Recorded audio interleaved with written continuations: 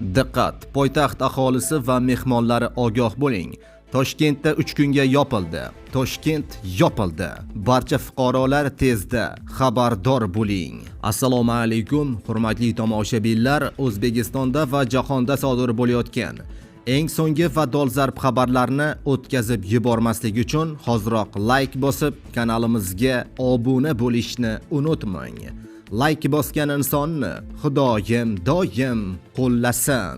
Diqqat qiling, Toshkentdagi kichik halqa avtomobil yo'lining bir tomonlama Lutfiy ko'chasi bilan kesishmasdan Farhod ko'chasi chorrahasigacha bo'lgan qismida harakat vaqtincha cheklandi.